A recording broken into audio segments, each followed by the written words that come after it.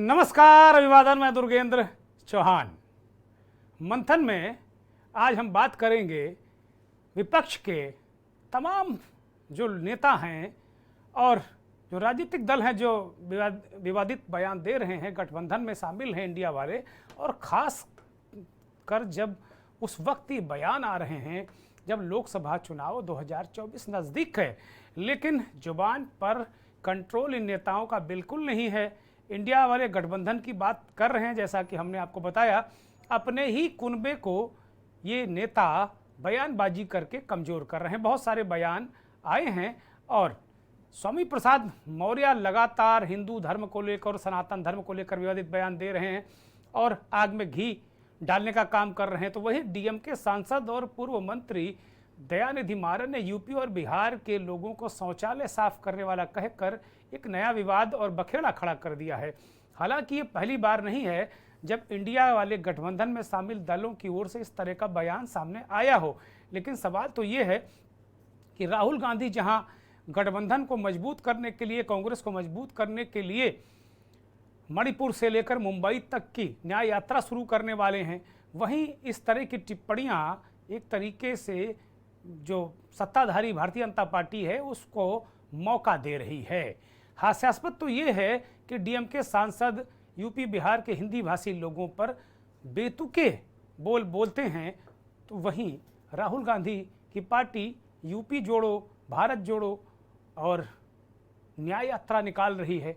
इस बीच अंतर्राष्ट्रीय कांग्रेस के, ओवरसीज कांग्रेस के अध्यक्ष और गांधी परिवार के बेहद करीब सैम पित्रोदा ने मंदिर पर एक बयान दे दिया। सैम अंकल ने कहा कि भाई प्रधानमंत्री ज़्यादातर मंदिरों में ही रहते हैं, उन्हें कम से कम लाइब्रेरी में जाना चाहिए, उन्हें स्कूलों में जाना चाहिए। मंदिरों से ज़्यादा उनका मकसद था, ज़रूरी हैं इस देश में स्कूल। तो सवाल यही है कि वास्तव में स्थितियाँ परिस्थितियाँ क्या हो रही हैं। इस बीच नीतीश कुमार कुछ तुनगे से नज़र आ रहे हैं। पिछले दौर में अगर देखा जाए तो नीतीश कुमार को इंडिया वाले गठबंधन में एक तरीके से उनको तरजीह नहीं मिली, ऐसा कहा जाता है, और इसको लेकर तरह तरह की बातें हो रही, तरह तरह के बयान आ रहे हैं। ये कहा जा रहा है कि 29 तारीख को जो नीतीश कुमार ने अपनी पार्टी की राष्ट्रीय कार्यकारिणी की बैठक बुलाई है, उसमें उनके मौजूदा अध्यक्ष ललन सिंह इस्तीफा दे सकते हैं। बहुत सारे लोग ये भी दावा कर रहे हैं, नेशनल मीडिया में ये खबरें चल रही हैं खूब, कि नीतीश कुमार की पार्टी जेडीयू में बड़ी टूट होने वाली है। नीतीश कुमार एनडीए के साथ जाने वाले हैं, फिर से जाने वाले हैं, जबकि अमित शाह गृह मंत्री जो हैं इस देश के और भारतीय जनता पार्टी के चाणक्य भी कहे जाते हैं, वो इस बात को कह चुके हैं कि नीतीश कुमार को कभी हम नहीं ले सकते। लेकिन राजनीति है, जरूरी अगर नीतीश कुमार बीजेपी के साथ आते हैं तो बिहार में जो अब तक सर्वे और रिपोर्ट्स आई हैं जिसमें ज़्यादातर बड़ा भाग सीटों का महागठबंधन जीतता नजर आ रहा है, बाजी पलट सकती है, बीजेपी के खेमे में आ सकते हैं। स्वामी प्रसाद मौर्य के बयान और दयानिधि मारन की बेतुकी टिप्पणी पर हम बात करेंगे और बात इस पर भी करेंगे कि किस तरीके से इंडिया वाला गठबंधन जो बिखराव हो रहा है वो कैसे टिकेगा।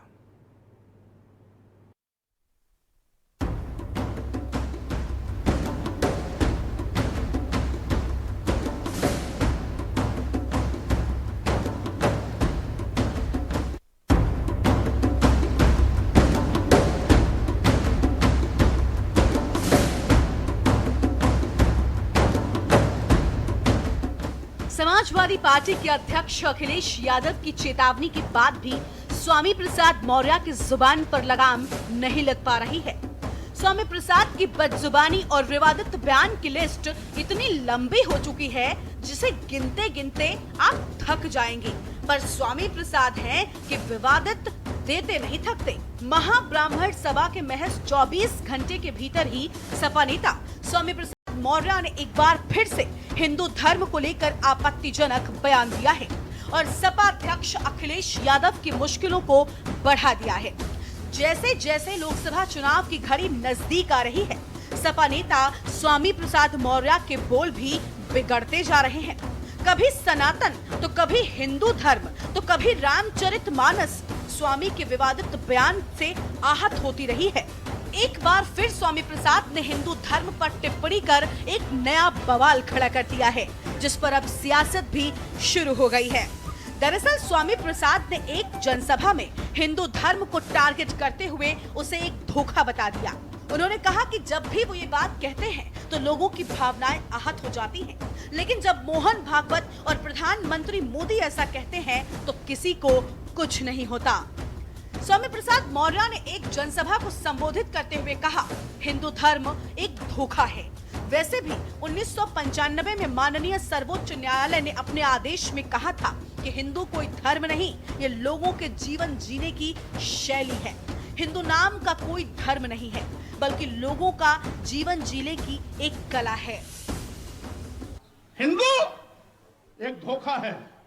और वैसे भी 1995 में माननीय सर्वोच्च न्यायालय ने अपने आदेश में कहा था, हिंदू कोई धर्म नहीं, ये लोगों के जीवन जीने की एक शैली है।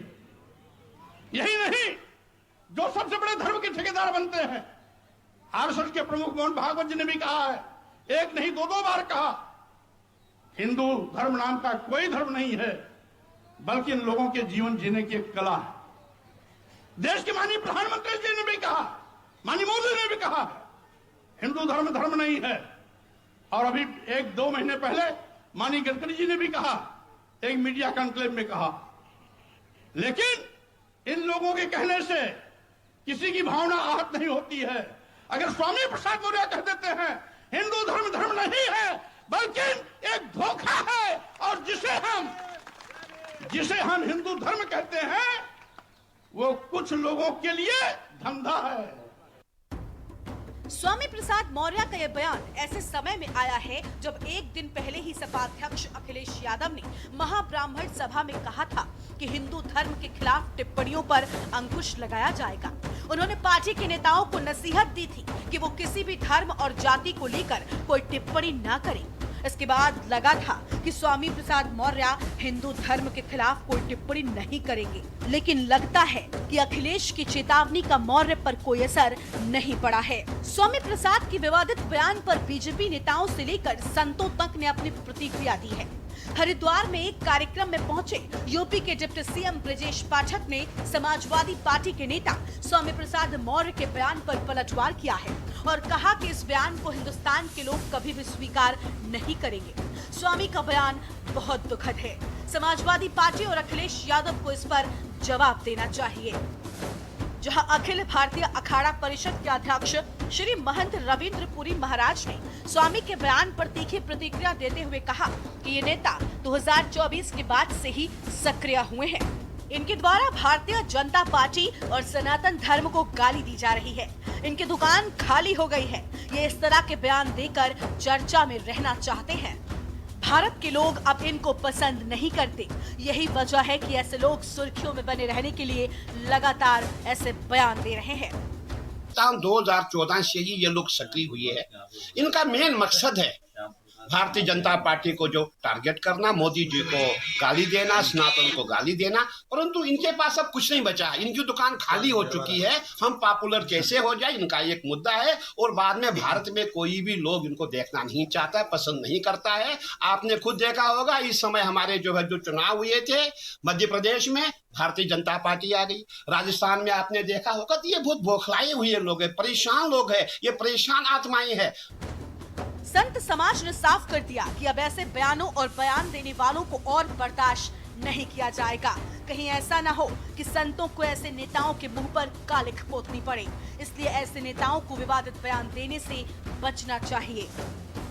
केशव प्रसाद मौर्य मानसिक रूप से विक्षिप्त हो चुके हैं और ये विदेशी षड्यंत्र का शिकार हो गए। इनको विदेशों से इस काम के लिए बहुत मोटा पैसा आ रहा है।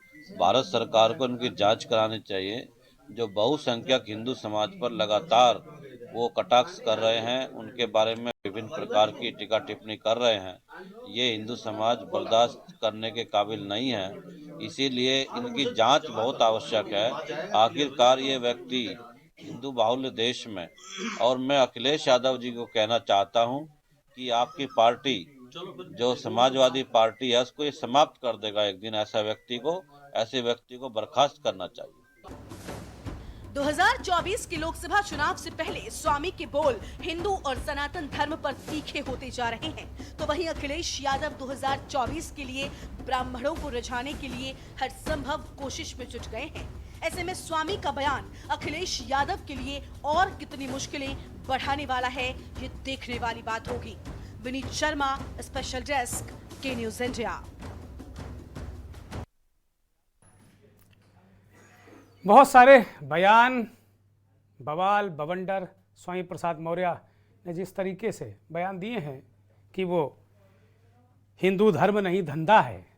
अखिलेश यादव ने ब्राह्मण सम्मेलन में कहा था कि भाई कोई धर्म या किसी जाति पर कोई टिप्पणी मत करिए, क्योंकि ये मसला बड़ा संवेदनशील है। उसके बाद भी स्वामी लगातार कर रहे हैं, बीजेपी हमला कर रही है कि स्वामी लगातार अखिलेश यादव की शह पर ऐसा कर रहे हैं।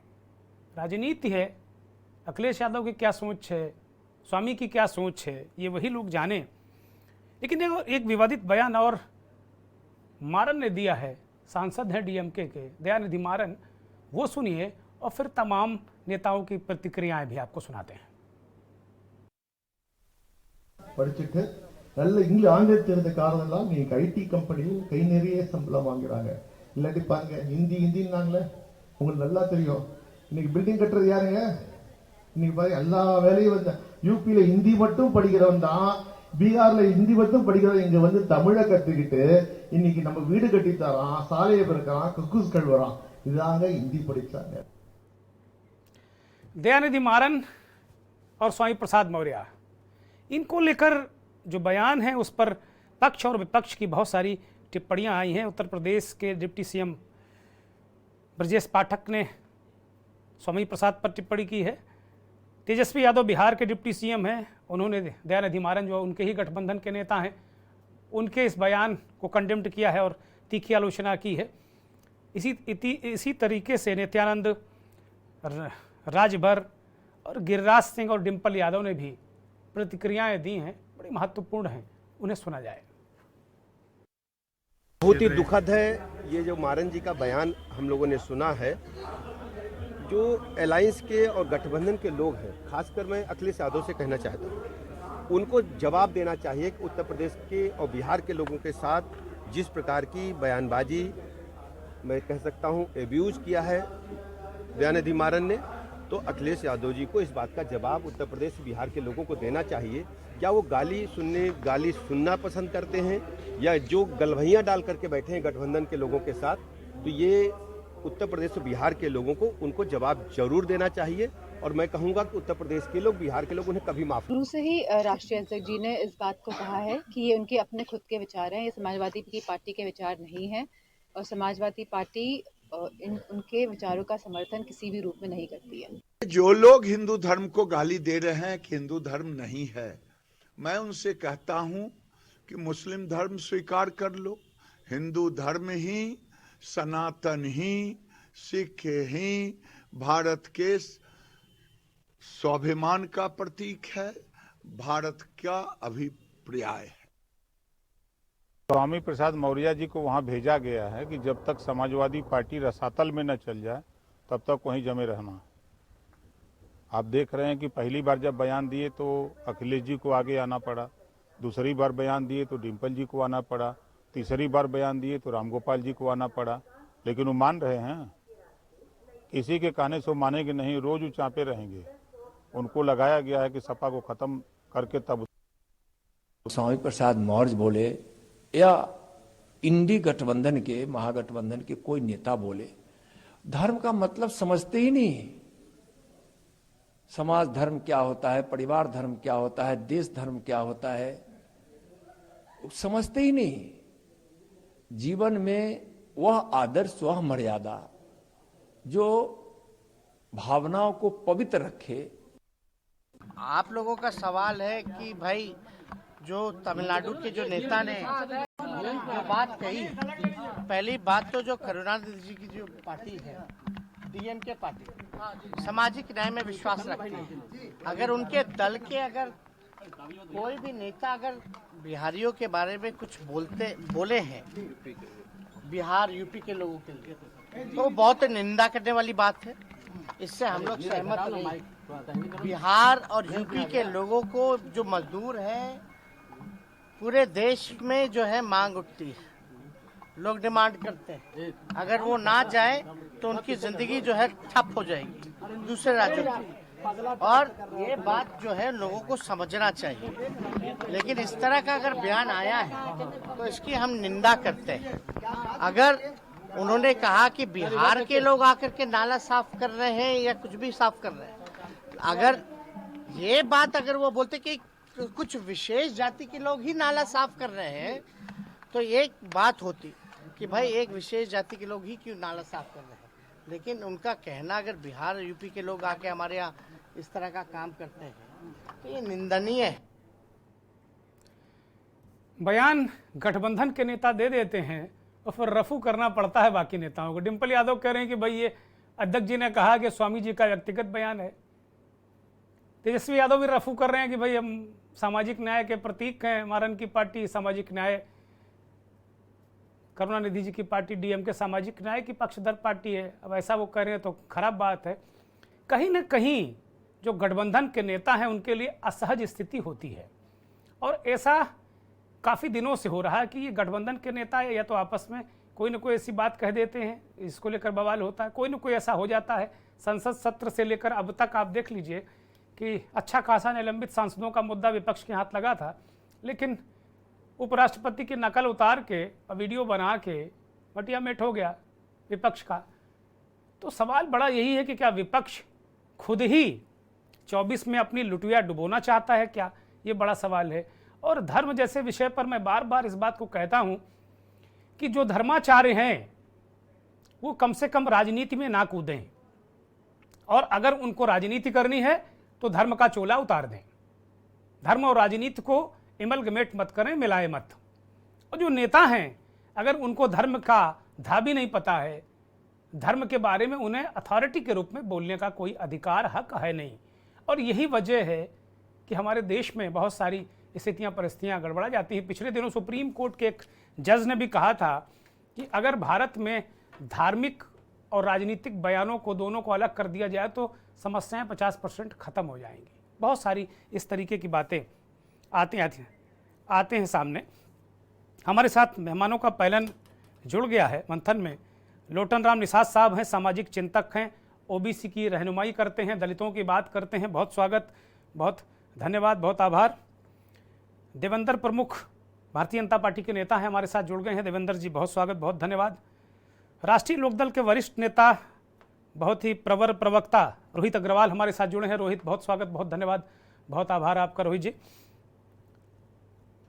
महंत शुभम गिरी महाराज हमारे साथ हरिद्वार से जुड़े हैं, धर्माचार्य हैं, बहुत स्वागत, बहुत धन्यवाद। और काल भैरव के महंत राजेश मिश्रा जी भी हमारे साथ जुड़े हैं, आपका भी बहुत स्वागत, बहुत धन्यवाद। कुछ देर में हमारे साथ और भी मेहमान जुड़ेंगे। सबसे बड़ा सवाल है, शुभम गिरी से हम जाएंगे और चर्चा की शुरुआत करेंगे। शुभम गिरी जी महाराज, बहुत सारे लोग इधर कुछ चलन मुझे लगता हो गया है कि सनातन को गाली दो और अपनी राजनीतिक लकीर लंबी करो, चौड़ी करो। शुभम गिरी जी महाराज, आपको मेरी आवाज आ रही है? हाँ, दर्शक सुन रहे हैं, बोलिए। मैं ये बोल रहा हूँ, जैसे सनातन के बारे में गाली दी जा रही है, आजकल सनातन के लिए एक अलग रिवाज बन गया है। स्वामी प्रसाद मौर्य जी पहले भाजपा में, बसपा में और अनेक राजनीतिक दलों में रहे, और कभी वो ब्राह्मणों को गाली देते हैं। उनको ये याद दिलाता हूँ, उन्होंने हेमवती नंदन बहुगुणा जी के साथ राजनीति की है। क्योंकि आजकल जो हमारे जो भी सिद्धांत है, सनातन को गाली देने वाले लोग, कई लोग पैदा हो गए हैं। क्योंकि कभी राम मंदिर के विषय को लेकर गाली देते हैं, कभी हिंदुओं को लेकर गाली देते हैं, कभी सनातन को लेकर गाली देते हैं। कांग्रेस पार्टी हो चाहे समाजवादी पार्टी हो, इनके जो नेता है स्वामी प्रसाद मौर्य जी की जो पुत्री है, वो खुद ही सनातन के देवी देवताओं के अपना सोशल मीडिया के माध्यम से उनकी जयंती पर ट्वीट करती है और फेसबुक में लगाती है। तो भाजपा और सपा तो स्वामी प्रसाद मौर्य जी को बर्खास्त करे, उनकी पुत्री को भाजपा बर्खास्त करे। ये क्यों नहीं बर्खास्त किया जाता? हर दिन ही मतलब कभी रामचरितमानस के ऊपर गाली दे देते हैं, कभी हिंदू के ऊपर देते हैं, कभी सनातन के ऊपर देते हैं। चाहे वो डीएमके पार्टी हो तमिलनाडु की, तमिलनाडु तो प्रांत है जहां सबसे ज्यादा हिंदुओं की आबादी है, वहां के नेता भी गाली दे रहे हैं, क्योंकि इस बारे में सोचना चाहिए, क्योंकि सनातन एक शाश्वत धर्म है। और मैं बोलता हूं कि अखिल भारतीय अखाड़ा परिषद के राष्ट्रीय अध्यक्ष श्री महंत रविंदर पुरी जी ने भी इसका समर्थन किया है, और उन्होंने ये कहा है कि जिस तरह से सनातन को गाली दी जा रही है, रविंद्र पुरी ने तो भी हमने सुनाया, शुभम जी, शुभम गिरी जी महाराज, रविंद्र पुरी जी ने तो कहा कि 2014 से जब से नरेंद्र मोदी आए हैं तब से ये लोग शुरू हो गए हैं। उन्होंने इसको पॉलिटिकल तरीके से इसको कहा है, राजनीति से जोड़ दिया है। दिक्कत यही है कि जब संत महंत राजनीति में कूदेंगे तो नेता फिर धर्म में जरूर कूदेंगे। देखिए, मैं आपको बताता हूं, हरिद्वार में एक चामुंडा मंदिर है, सोनार कोठी में, भाजपा के प्रवक्ता सुन रहे हैं, जब से उत्तराखंड बना तब से वो मंदिर बंद किया गया है वन विभाग का, उसका भी हम केस लड़ रहे हैं। अभी तक सुप्रीम कोर्ट ने फैसला किया है कि वहां मंदिर की अनुमति यात्रियों को दी जाए, लेकिन वन विभाग ने आज तक वो मंदिर की अनुमति नहीं दी, क्योंकि ये 2014 की बात नहीं है। जब से भाजपा आई है या कोई आया है, मैं ये बोलता हूँ कि सनातन को शुरू से ही इन्होंने गालियां देने का जो काम किया है, 2019 के बाद से ज्यादा गालियां देने का काम कर रहे हैं, क्योंकि कभी कोई नेता क्या बोलता है, कभी कोई क्या बोलता है, सबकी विचारधारा अलग अलग है।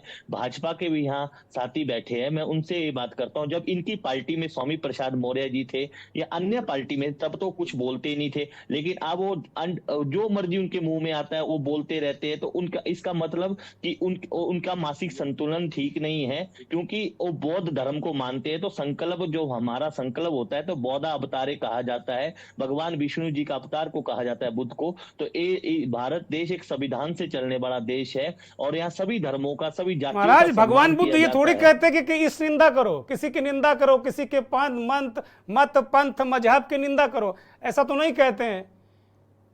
महात्मा बुद्ध नहीं कहते हो तो कहते हैं कि सभी को, सभी धर्मों का सम्मान करो। लेकिन स्वामी प्रसाद मौर्य जी हिंदू धर्म के विशेष तौर से पीछे पड़े। कभी वो बद्रीनाथ जी के लिए विवादित बयान दे देते हैं, कभी वो केदारनाथ जी के लिए विवादित बयान दे देते हैं। ठीक है, मैं लौटता हूं। एक तो मैं देवेंद्र प्रमुख के पास जाता हूं, एक छोटी सी टिप्पणी लेता हूं।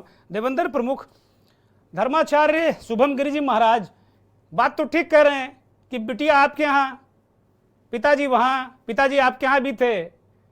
भाई ये क्या आप और सपा मिलके राजनीतिक टीटी खेल रहे हो क्या? जनता को बता रहे हो कि धर्म को गाली दी, एक बिटिया वहां पे, उनको भी निकाल के बाहर करो।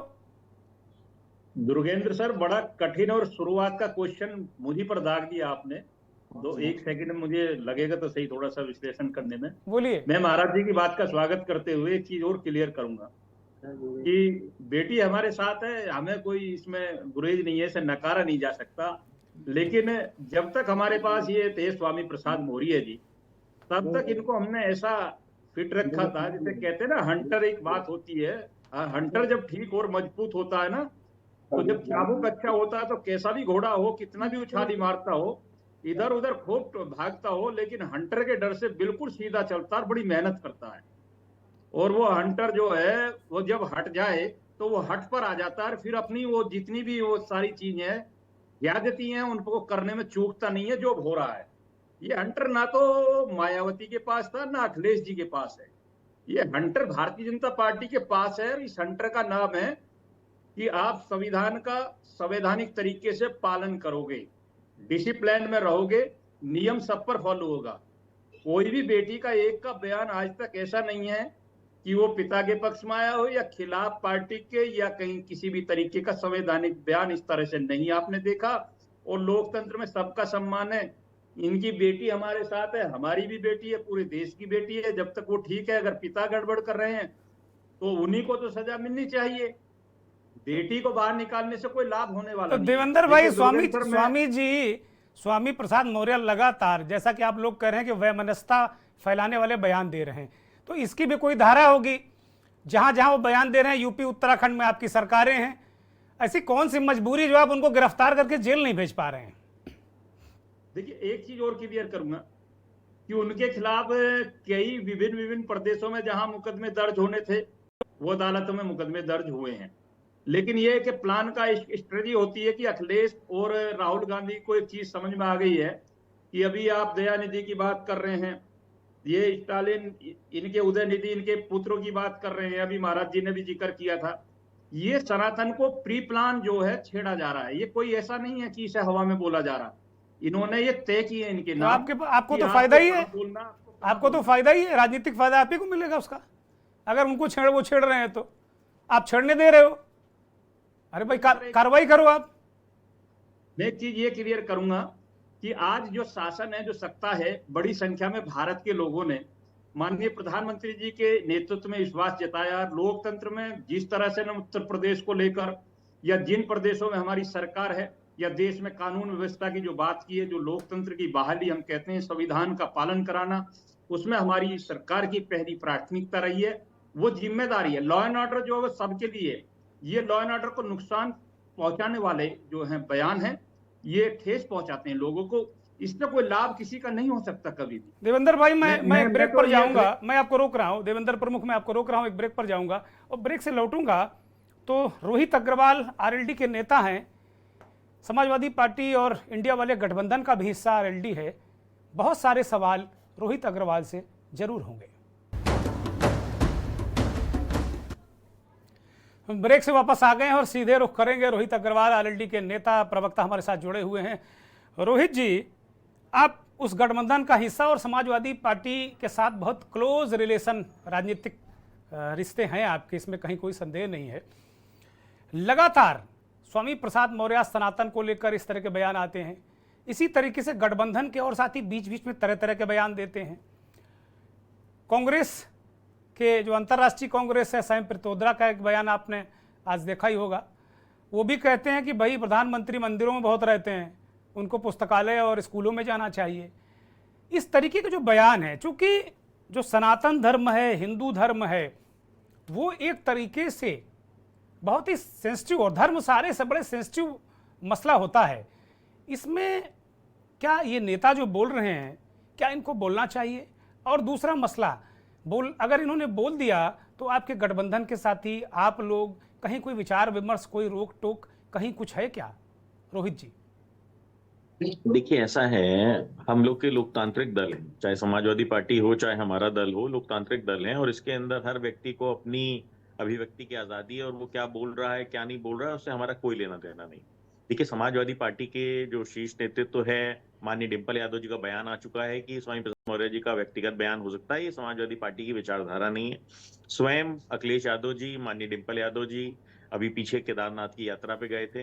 तो हम लोग सर्वधर्म का सम्मान करते हैं। हमारा संविधान भी कहता है हर व्यक्ति को किस धर्म को हमको फॉलो करना है उसकी आजादी है और हमें सर्वधर्म का सम्मान करना चाहिए, किसी भी धर्म के ऊपर टीका टिप्पणी नहीं करनी चाहिए। अब समस्या ये है कि जो धर्म का ठेका लेके चल रहे हैं, जो अपने आप को कहते हैं कि हम धर्म के ठेकेदार हैं, भारतीय जनता पार्टी वाले, वो क्यों मौन है? सोशल मीडिया के ऊपर आप 2 शब्द लिख दीजिए, अगर आपको घर से ना उठा लिया जाए तो आप मुझे कहिएगा, ठीक है ना? 2 शब्द आप एक्स्ट्रा लिख दीजिए, आपके घर के बाहर बुलडोजर ना पहुंच जाए तो आप मुझे कहिएगा। और हिंदू धर्म के ऊपर इतनी बड़ी बड़ी टिप्पणी हो रही है, पर भारतीय जनता पार्टी वाले मखौल बना रहे हैं उसको। और जितना तो स्वामी प्रसाद मौर्य बोल के नहीं प्रचार प्रसार करते, उससे ज्यादा प्रचार प्रसार तो मुझे लगता है भारतीय जनता पार्टी वाले उसको बोल बोल के कर देते हैं, है ना? जितना मतलब कहीं पे किसी भी मतलब एक अब मैं गलत शब्द मैं वैसे डिबेट पे नॉर्मली नहीं बोलता हूँ, बट फिर भी क्योंकि अब ये अब धर्म का अपमान हुआ है तो किसी भी मतलब व्यक्ति, अब समझ लीजिए आप मैं क्या कहना चाह रहा था, कोई भी कहीं पे भौंक लिया और उसको आप वहां से उठा लाए और उसके बाद हमको तो पता भी नहीं है कहाँ पे भौंका, पर भारतीय जनता पार्टी वाले उसका ढोल मदीरा लेके पीट पीट के उससे ज्यादा अपमान धर्म का कर देते हैं। कार्रवाई के नाम पे कुछ नहीं करते हैं। अभी बता रहे थे भाजपा के प्रवक्ता कि कोर्ट में पेंडिंग है एफआईआर। अरे भाई, कोर्ट में पेंडिंग तब होती है जब थाने में एफआईआर दर्ज नहीं होती है। अब आप सोचिए, खुद को धर्म का ठेकेदार कहने वाले अगर उनके थाने में एफआईआर नहीं दर्ज हो रही हैं, वो खुद जाके एफआईआर नहीं दर्ज कर रहे हैं, तो मुझे लगता है भाजपा के किसी प्रवक्ता को यहाँ पे डिबेट में आने की आवश्यकता नहीं है, क्योंकि उनको थाने जाना चाहिए अगर वो आहत हैं तो। अन्यथा ये माना जाएगा कि वो आहत नहीं है, वो उनके साथ हैं। देखिए, संगीता मौर्य कौन है? वो स्वामी प्रसाद मौर्य की बेटी हैं। स्वामी प्रसाद मौर्य को जूता मारा गया, संगमित्रा मौर्य सबसे पहले सामने आई। स्वामी प्रसाद मौर्य चुनाव के दौरान उनकी कार फोड़ी गई, संगमित्रा मौर्य सबसे पहले सामने आई उनके बचाव में। इसका मतलब क्या है कि परिवार एक है, संगमित्रा मौर्य और स्वामी प्रसाद मौर्य एक हैं, अलग अलग नहीं है। अब जो व्यक्ति अपनी बेटी को नहीं समझा पा रहा है, जो व्यक्ति अपने घर में नहीं समझा पा रहा है कि भाई धर्म क्या है और धर्म अधर्म क्या है, वो व्यक्ति अगर पूरे जनता को समझाने की कोशिश कर रहा है तो आप खुद समझ सकते हैं कि वो प्रायोजित है। स्वामी प्रसाद मौर्य जी का देखिए 70 साल की उम्र हो गई है, उनका दिमाग भी मुझे लगता है कि खराब हो चुका है, उसका अगर जांच कराई जाएगी आप तो लोग मुझे लग रहा है लगता ज्यादा आहत हैं, पीड़ित हो गए हैं आप लोग, लग रहा है गठबंधन को बहुत नुकसान कर रहे हैं वो का विषय है और भाजपा के लिए धर्म राजनीति का विषय है, तो इसलिए वो आहत होते ही नहीं। भारतीय जनता पार्टी वालों को तो मजा आ रहा है, उनको ओवैसी साहब से मजा आता है। अब स्वामी प्रसाद मौर्य को उन्होंने प्लांट कर दिया क्योंकि ओवैसी साहब को तो समझ में आ गया, मजा देते देते वो अपना घर भी हार गए, भारतीय जनता पार्टी को आनंद देते देते वो अपना घर भी हार गए। तो अब वो तो अब इनके लिए काम करेंगे नहीं, मुझे लगता है आगे उनको सद्बुद्धि आ गई होगी ओवैसी जी को, और अगर नहीं आई होगी तो आगे और राजभर कह रहे हैं कि स्वामी प्रसाद को भेजा गया है, अभी आपने सुना भी होगा, वो कह रहे हैं स्वामी प्रसाद को भेजा गया, सपा को निपटाओ। कहा गया है कि देखो भैया तुम्हारी तो उम्र हो गई, अब अगर तुमको अपनी बेटी का टिकट करवाना है भारतीय जनता पार्टी से तो समाजवादी पार्टी के लिए इस तरीके के बयान आपको प्रायोजित देने हैं। तो स्वामी प्रसाद मौर्य तो आप भी रोहित जी, आप भी क्या ओम प्रकाश राजभर के बयानों का समर्थन कर रहे हैं जैसा मुझे लग रहा है? सुनिए, ऐसा है जो नागपुर में कार्यालय है वहां से लिख के प्रिंट होके एक बयान आता है जो स्वामी प्रसाद मौर्य पढ़ते हैं खाली, इसके अलावा स्वामी प्रसाद मौर्य तो बहुत बड़ी बात कर रहे हैं आप, अपने ही गठबंधन के साथी के नेता जो राष्ट्रीय महासचिव हैं उनके लिए बड़ी बात कर रहे हैं आप। और संघमित्रा मौर्य को अगर टिकट लेनी है तो स्वामी प्रसाद मौर्य को बयान पढ़ने पड़ेंगे, अन्यथा दिक्कत हो जाएगी। तो स्थिति ये है कि धर्म के ठेकेदार, अभी किसी और धर्म के ऊपर जा 2 टिप्पणी करके देख लो, ना जाने कौन कौन से फतवे जारी हो जाएंगे और ना जाने कौन कौन से सर तन से जुदा होना शुरू हो जाएगा, है ना। भाई इन्हीं की एक प्रवक्ता थी नूपुर शर्मा, जिन्होंने कुछ टिप्पणी कर दी थी तो उसके बाद जो है उनको फ्रिंज एलिमेंट बता के निकाल बाहर कर दिया पार्टी से इन्होंने, उनके साथ भी खड़े होने को तैयार नहीं थे ये। पर रोहित भाई बिल्कुल स्टैंड बदला नजर आ रहा है आपका आज बिल्कुल। तो भारतीय जनता पार्टी खाली आनंद लेने का काम करेगी क्योंकि उसको राजनीतिक तौर पे बहुत सूट करता है वो। तो हिंदू धर्म को के ठेकेदार जो बने घूम रहे हैं वो अगर इसका आनंद ले रहे हैं तो मुझे लगता है अब जनता के सामने उनका चेहरा सामने आ रहा है। हमारे लिए धर्म आस्था का विषय है और भारतीय जनता पार्टी के लिए धर्म ठेकेदारी का विषय है, इसीलिए आज हिंदू धर्म के ऊपर इतने प्रहार करने वाले यहाँ पे आपको दिखाई पड़ रहे हैं। देखिए स्थिति है, स्वामी प्रसाद मौर्य को अगर आप देखिए कभी तो आप देखेंगे स्वामी प्रसाद मौर्य इतने बड़े बड़े बाउंसर लेके चलते हैं, मतलब 6-6 फीट के बाउंसर लेके चलते हैं। अरे भाई अगर तुम सब कुछ अच्छा कर रहे हो तो ये बाउंसर लेके क्यों चल रहे हो? भाई आप तो जन नेता हैं, आप अपने आप को जन नेता कहते हैं। आप लग रहा है भूल गए आपके गठबंधन के साथी है वो। नहीं, देखिए ऐसा हमारे गठबंधन के साथी है तो इसका मतलब ये थोड़ी ना है कि वो धर्म के ऊपर आप तो आज स्वामी जी पर ही फायर हैं बीजेपी के बजाय। नहीं, हमारे गठबंधन साथी मैं नहीं भूला हूं, परंतु भारतीय जनता पार्टी का चेहरा उजागर करना जरूरी है। देखिए एक बात समझना पड़ेगा, हमारे गठबंधन मतलब अपने नेता की बलि दे दो चेहरा उजागर करने के लिए। किस पोजीशन पे हैं वो राष्ट्रीय महासचिव हैं, समाजवादी पार्टी में चलता फिरता कार्यकर्ता भी उनको गाली दे रहा है, तो अब खुद समझ सकते हैं उनकी वो कितने राष्ट्रीय महासचिव के पद के योग्य हैं। तो ऐसी स्थिति में आप खुद समझ सकते हैं वो भारतीय जनता पार्टी का चेहरा उजागर करना जरूरी है, क्योंकि समाजवादी पार्टी धर्म के खिलाफ नहीं है।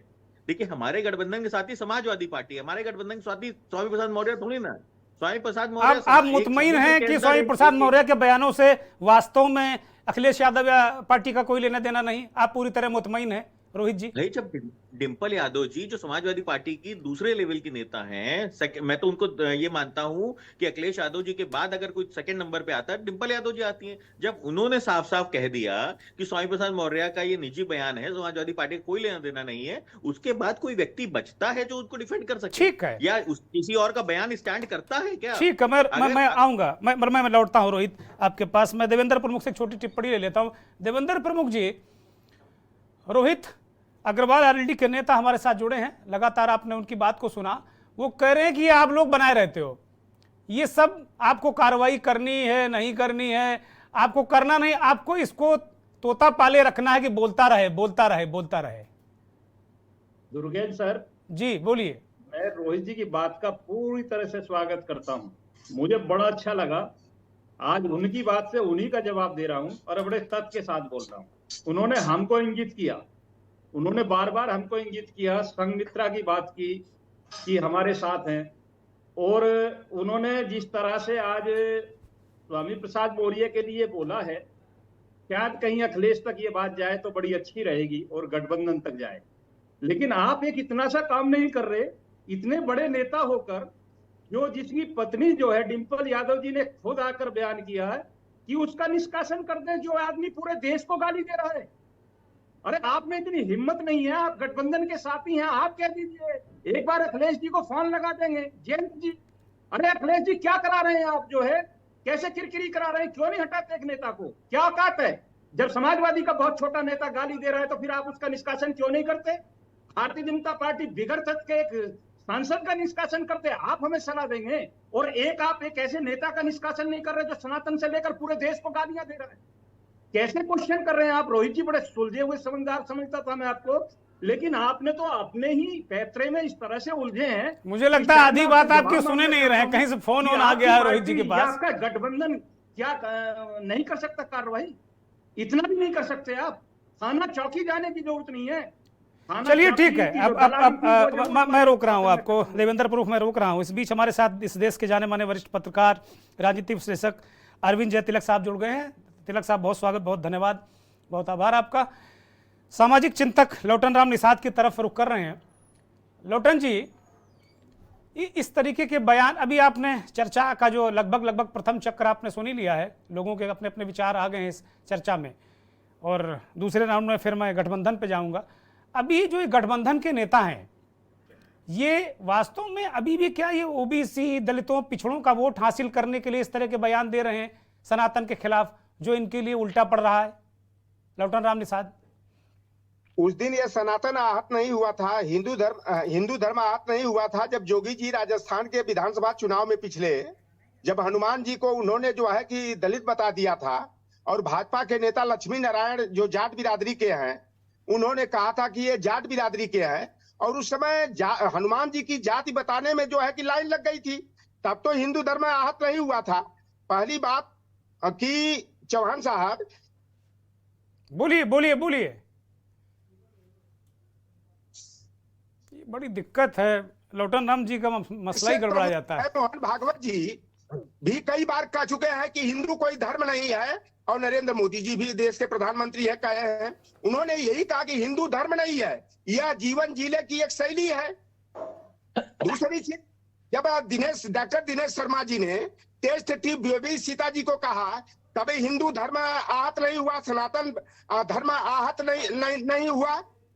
तो ये स्वामी प्रसाद मौर्य जी के बयान को तोड़ मरोड़ कर जिस तरह से प्रस्तुत किया जा रहा है, उन्होंने तो यही कहा, हमको तो लगता है कि जिस धर्म में पिछड़ों को, दलितों को, वंचितों को अपमानित करने वाली बातें हों, थोड़ा कहाँ जा रहा है लोटन जी? वो कह रहे धर्म नहीं धंधा है। अब किस तरह सुना दें हम लोग? वो कह रहे धर्म नहीं धंधा है, अब कहाँ तोड़ा जा रहा है? जैसा बोले हैं वैसा प्रस्तुत है। मंदिर दुकान है, मैं भी कह रहा हूँ। मंदिर में क्या लोहार पार सुनार को, मला कुर्मी काची को, जो है अग्रवाल को, तेली को, तमोली को क्या पुजारी बनाया जाएगा क्या? वहां पर हमको पुजारी क्यों नहीं बनाया जाता है? राम का भक्त सबसे बड़ा मित्र जो है, शरण देने वाला, अगर सिद्धबेरपुर के महाराजा निषाद राज थे तो, और रामचरितमानस में जो बात कही गई है, तुम मम सखा भरत सम्भ्राता सदा रहो पुरावत जाता, तो भैया वो अयोध्या के राम मंदिर का जो है मुख्य पुजारी किसी निषाद को क्यों नहीं बनाया जा रहा है? यह जो धर्म के नाम पर केवल जो है आडंबर खड़ा करके जो है, यह केवल राजनीतिक रोटी सेकने का काम किया जा रहा है। मैं लौटता हूं, मैं चर्चा में जरा राजेश मिश्रा को शामिल करता हूं। महंत थे काल भैरव के। राजेश जी, मैं आपके पास आ रहा हूं। बहुत सारे प्रश्न और मुद्दे उठाए हैं लोटन राम निषाद जी ने। वो कह रहे हैं कि भाई स्वामी के बयान को तोड़ा मरोड़ा जा रहा, मैं इससे बिल्कुल सहमत नहीं हूं। स्वामी डंके की चोट पर सनातन के खिलाफ बयानबाजी कर रहे हैं, इसमें कहीं कोई संदेह नहीं है, लेकिन वो सवाल भी उठा रहे हैं कि भाई जिन बिरादरियों की बात की, बड़े बड़े मठों महंतों में जो हैं, वो उन बिरादरियों का प्रतिनिधित्व तो है नहीं। वो कह रहे कौन से हिंदू धर्म की, कौन से सनातन धर्म की बात कर रहे हैं आप? राजेश जी, राजेश मिश्रा, आवाज जा रही है? हाँ बोलिए। प्रणाम प्रणाम सबको, मेरा प्रणाम। नमस्कार, बहुत प्रणाम। ये कह रहे हैं जो स्वामी प्रसाद मौर्य जी का बयान आया है वो तो पूरा हिंदुस्तान देख ही रहा है।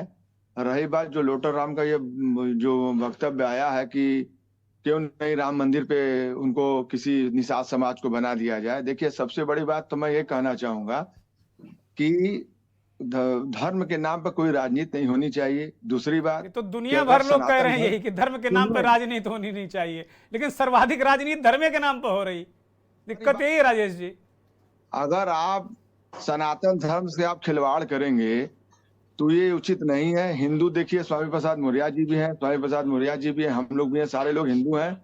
अगर सनातन धर्म से कोई खिलवाड़ करता है तो इसका परिणाम तो 2024 में उनको मिल ही चुका है और आगे भी उनको मिलता रहेगा। और रही बात, नहीं 24 तो आने वाला है, 14 की बात आप कर रहे हैं, शायद 24 तो आने वाला है, 24 आने वाला है, 14 की बात आप कर रहे हैं। जनता उनको निष्क्रिय कर चुकी है। अब उनके पास मुद्दा बचा क्या है?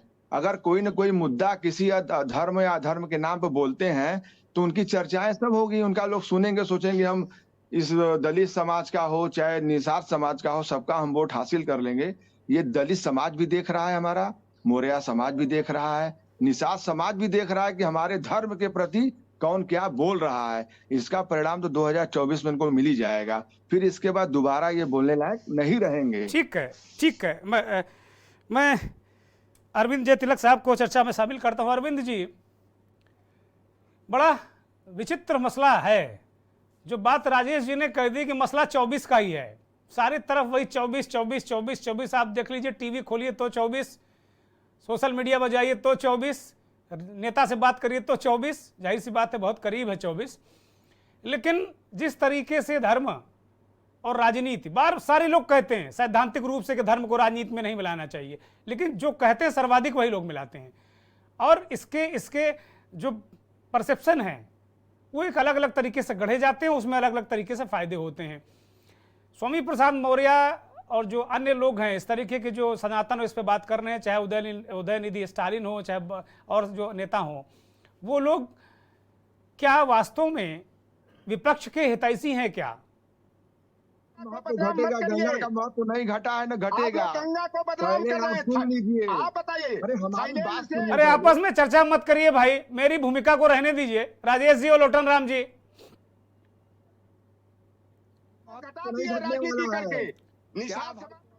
राजेश जी शांत हो जाइए, लोटन राम जी शांत हो जाइए, अरविंद जय तिलक बोलिए। कहाँ से सब बोल रहे हैं? इसका जवाब दीजिए। कोई कार्यक्रम होता है उसमें राजेश जी रुक जाइए, मैं अलग से चर्चा करा लूंगा। लोटन जी, इस पर अलग से चर्चा करा लूंगा किसी दिन। आज विषय को जरा दिग्भ्रमित मत करिए कृपया। आप दोनों शांत हो जाइए। बोलिए अरविंद जी। जवाब दीजिए। गंगा का महत्व घट कहा? आवाज बंद कर दीजिए, अगर नहीं मान रहे तो आवाज बंद कर दीजिए। बोलिए अरविंद जी। एक बार प्रश्न दोहरा दीजिए दुर्गेश जी। मेरा कहना यह है कि भाई धर्म और राजनीति, लोग कहते हैं कि इसको एक साथ नहीं होना चाहिए, तरह तरह से सनातन पर बयानबाजी हो रही, जानबूझकर बयानबाजी कर रहे हैं लोग। क्या वास्तव में ये कहा जाता है कि जो एक पक्ष है वो हिंदुत्व और सनातन से इतना लाभ उठा चुका है कि दूसरा पक्ष चाहता है कि इसका विरोध करके हम लाभ उठा लें? क्या इस तरह की मंशा है क्या? बिल्कुल, चूंकि ये तय है और अक्सर हम लोग देखते भी हैं कि किस तरह से भारतीय राजनीति जो है, जिसका चरित्र और जो उसका व्यक्तित्व है वह समावेशी, विशेष रूप से जन कल्याण, हाशिए के लोगों के कल्याण और रोजगार, महंगाई, ये सारी चीजें जो हैं, जो एक मुद्दे हैं जो जनता को काफी हद तक प्रभावित करते हैं, उससे इतर जिस तरह से चुनावी राजनीति में जिन मुद्दों को आगे करके हथियार बनाया जा रहा है, और जिस तरह से आपने सही कहा कि धर्म को राजनीति में समावेश करके किस तरह से एक पार्टी जो है अपना विस्तार की है, राजनीतिक विस्तार की है, और आज की तारीख में जनमानस में उसकी स्वीकार्यता, ग्राह्यता लगातार बढ़ती ही जा रही है। अभी हाल के दिनों में जो चुनाव हुए 5 राज्यों के, उसमें जो है जो बड़े राज्य हैं बेहतर प्रदर्शन करती हुई दिखी है, तो स्वाभाविक रूप से जो विपक्ष है उसके मन में एक वेदना है कि आखिर किस तरह से उन हथियारों का इस्तेमाल किया जाए कि इनकी जो धार है उसको कुंद करके अपना जो है विस्तार करने में कामयाबी मिले। तो शायद विपक्ष को ये लग रहा है कि धर्म के ऊपर हमला किया जाए, या जो इस धर्म को राजनीति में समावेश करके अपनी राजनीति को तंदुरुस्त कर रहे हैं उन पर हमला किया जाए, लेकिन ये दुर्भाग्यपूर्ण है कि शायद विपक्ष भी इस चीज को समझ नहीं पा रहा है। यह मान बैठा है कि पूरे जो भारतीय जनमानस की जो धर्म को लेकर के आस्था है उसका जो है पूरी तरह से ठेकेदार भारतीय जनता पार्टी बन गई है। शायद विपक्ष ये मान चुका है। अन्यथा कोई इसका मतलब नहीं कि आज की तारीख में सनातन के खिलाफ स्वामी प्रसाद मौर्य को बोलने की जरूरत हो। भाई आप सियासत में हैं, आप सियासत कर रहे हैं, आपका धर्म का से क्या लेना देना है। लेकिन शायद वे भी मान बैठे हैं कि भारतीय जनता पार्टी जो है केवल धर्म का आश्रय लेकर के ही सत्ता तक पहुंचने में कामयाब हुई है। दूसरी बात यह है कि हमें तो नहीं लगता है कि स्वामी प्रसाद मौर्य जो है जो यूं ही जो है सनातन पर हमला कर रहे हैं। देखिए इसके पीछे की एक अपनी सियासत अभी गठबंधन के साथ किया है। वो कह रहे हैं कि अभी आरएलडी के नेता रोहित अग्रवाल थे, वो कह रहे थे कि स्वामी जी की उम्र ज्यादा हो गई है, वो कुछ भी बोल रहे हैं, वो सनक गए हैं। ऐसा कहीं हो सकता है क्या? स्वामी प्रसाद बड़े परिपक्व नेता हैं भाई। देखिए संभव ही नहीं है। ये स्वामी प्रसाद मौर्य जी जो है ये निसंदेह मानिए कि उनकी इतनी हिम्मत नहीं है कि समाजवादी पार्टी की हरी झंडी दिखाने के खिलाफ जो है जा करके वह जो है इस तरह के बातों को प्रचारित करे। कहीं ना कहीं वह जो उनका पीठ थपथपाया जा रहा है या उन्हें उत्साहित किया जा रहा है, प्रोत्साहित किया जा रहा है। उसका मैं पीछे कारण समझता हूँ। कारण यह है कि देखिए अभी आपने देखा 2022 में ब्राह्मणों का केवल 6% समाजवादी पार्टी को वोट मिला और ठाकुरों का 7% मिला था। यानी समाजवादी पार्टी समझ गई है कि अपर कास्ट का वोट मिलने से रहा। ऐसे में उसके पास जो है पीडीए का गठन यूं ही नहीं हुआ है। वो पिछड़े दलित और अल्पसंख्यक मूलतः उनको वोट वही मिलता हुआ दिखाई दे रहा है। अब सवाल यह है कि अल्पसंख्यक वोट कैसे मिलेगा। अब ये पूरे विपक्ष में जो है धर्म के खिलाफ जो है बोलने का, यानी ये साबित करना है कि हिंदू धर्म के खिलाफ, सनातन के खिलाफ सबसे अधिक आक्रामक हम ही है। कारण उसका एक और है। कारण यह है कि जब लोकसभा चुनाव में अमूमन जो है माना जाता है कि जो मुसलमान हैं कांग्रेस के साथ जो अपने को जोड़ते हैं, और इस बार जिस तरह से कर्नाटक में, तेलंगाना में पूरी मुस्लिम जमात जो है कांग्रेस के साथ गई है, समाजवादी पार्टी को चिंता है इस चीज को लेकर के कहीं ऐसा न हो कि गठबंधन आपस में न हुआ है, अलग अलग लड़े। उस स्थिति में पूरी मुस्लिम जमात जो है कांग्रेस के साथ चली जाए। ऐसे में समाजवादी पार्टी को दिखाना है कि भाई सबसे अधिक हिंदू विरोधी हम हैं, सनातन विरोधी हम हैं। तो वो माउथ पीस बना करके स्वामी प्रसाद मौर्य को आगे कर दी है। क्या ये समझ से परे हो सकता है कि आप जो है अखिलेश जी रुद्राभिषेक करते हैं और उसी दरमियान जो है स्वामी प्रसाद मौर्य जो है सनातन पर हमला करते हैं। डिम्पल जी मैनपुरी में कहती हैं कि हम जो है सनातनी हैं, हिंदू हैं, उसी दरमियान जो है यह कहते हैं कि नहीं जो है हिंदू धर्म खोखला है। देखिए ये पूरी तरह से राजनीतिक बाजीगरी है। एक जो है कहीं ना कहीं जो है यह दर्शाने की कोशिश हो रही है कि हम जो है अल्पसंख्यकों के साथ है। और अच्छा मजेदार बात यह दुर्गेश जी, पता नहीं कैसे लोग को समझ में आता है कि जो अल्पसंख्यक है देश का वह जो हिंदू धर्म के खिलाफ है। मैं इसे नहीं मानता हूँ। उनका अपना एक धर्म है, हिंदू का अपना धर्म है, सब अपने अपने धर्मों का आदर करें, समादर करें।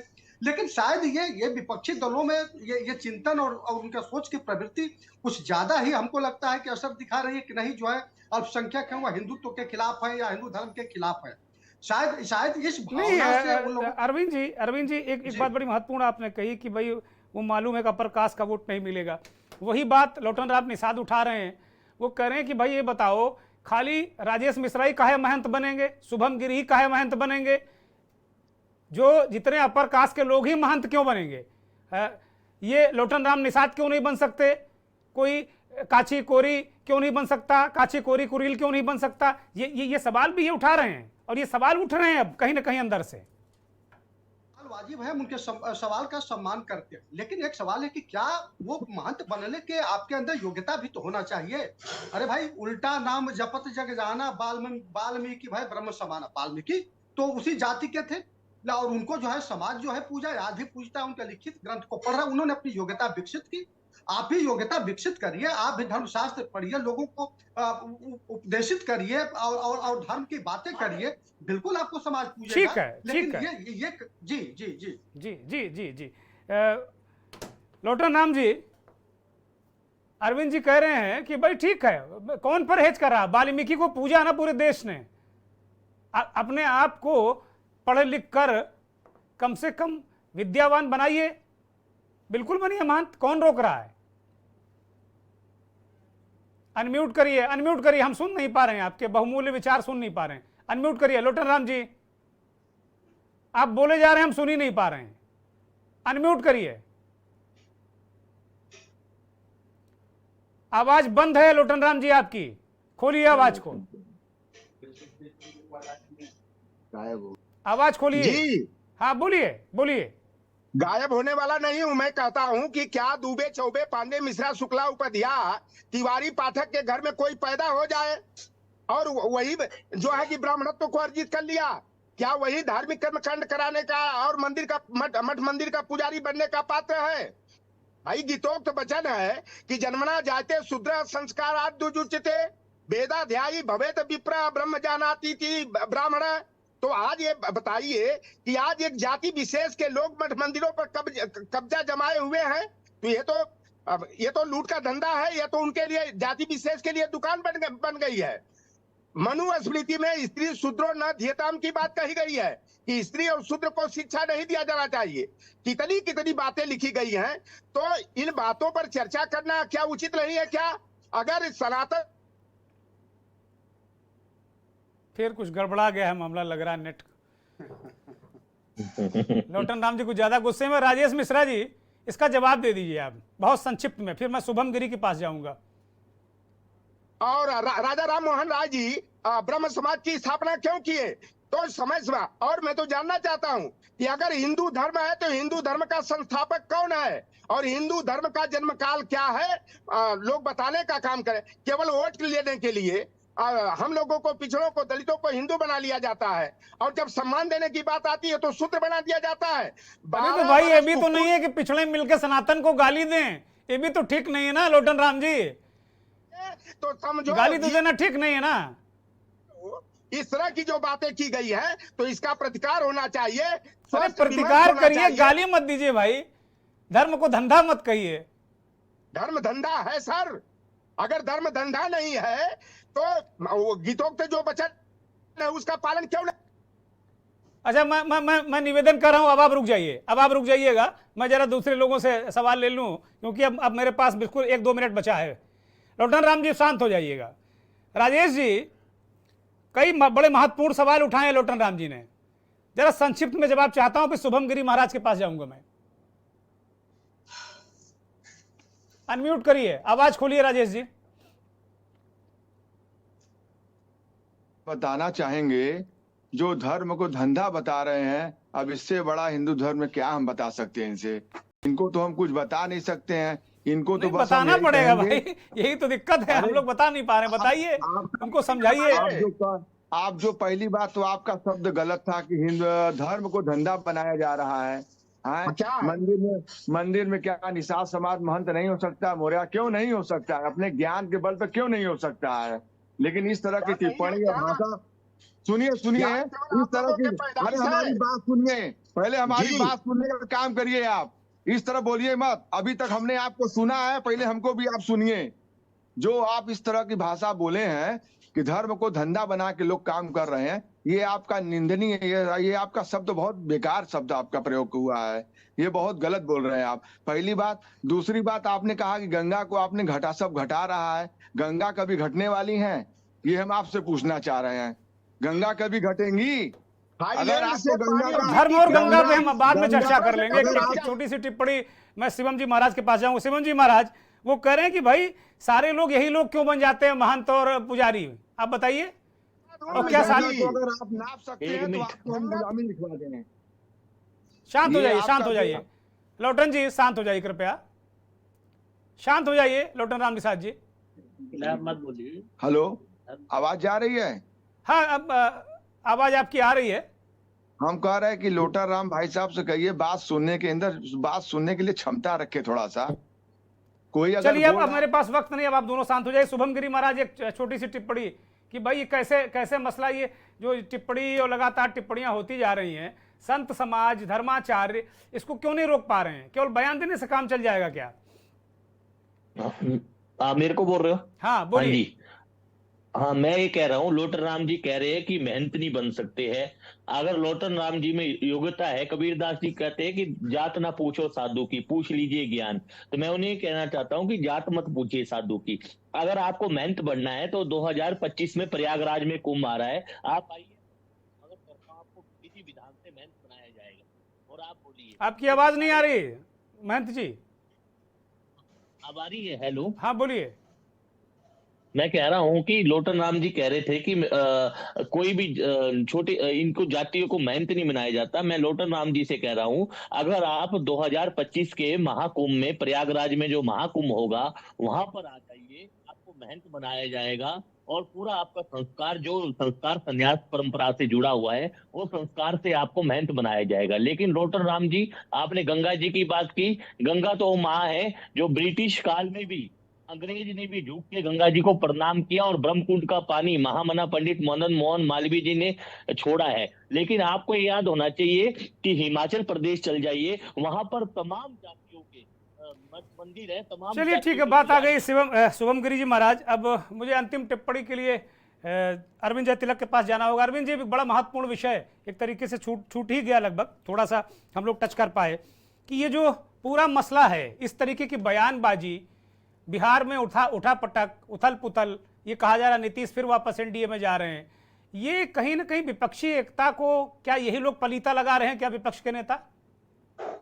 बिल्कुल दुर्गेश जी, देखिए समंदर के कानून जहाजें तय नहीं करते हैं। इस देश की जनता समझदार है और अच्छी तरह परखती है। चाहे कोई धर्म पर हमला करे, संस्कृति पर हमला करे, उसका बहुत कोई असर नहीं पड़ता है, क्योंकि राजनीति की बाजीगरी को देश की जनता समझती है। और बिल्कुल आपने सही कहा कि जो विपक्षी दल है खुद जो है कुल्हाड़ी पर पांव रख करके चल रहे हैं। उन्हें चाहिए कि मिल करके भाजपा के खिलाफ एक प्रतिरोध का प्रस्तावना बहुत बड़ा खींचे और विशेषकर से उन जन मुद्दों को आश्रय लेकर के, जो महंगाई है, बेरोजगारी है, इस तरह के मुद्दों को लेकर। लेकिन दुर्भाग्यपूर्ण है कि वे लोग भी उसी पिच में खेलते हुए नजर आते हैं जहां पर भाजपा का जो है पलड़ा भारी। काशी विश्वनाथ काल भैरव मंदिर के महंत जी का नंबर देना जी। बहुत शुक्रिया, बहुत शुक्रिया, बहुत बहुत धन्यवाद आप सभी का। लोटन राम जी बहुत धन्यवाद, देवेंद्र प्रमुख जी आपका धन्यवाद, रोहित अग्रवाल आपका धन्यवाद, अरविंद जय तिलक आपका धन्यवाद, महान शुभम गिरी और राजेश मिश्रा आपका भी धन्यवाद। बहुत बहुत आभार उन करोड़ों दर्शकों का जो के न्यूज़ को देखते हैं, हमारे इस खास कार्यक्रम मंथन को देखते हैं। सवाल यही है कि विपक्ष को जुबानी जमा खर्च और जो धर्म और व्यक्ति विशेष, महापुरुष विशेष, इस पर बयानबाजी से बचना चाहिए और जनता के मूल मुद्दे उठाते हुए अगर वो राजनीति करें तो मुझे लगता है उनको ज़्यादा फायदा होगा। बहुत बहुत धन्यवाद, नमस्कार।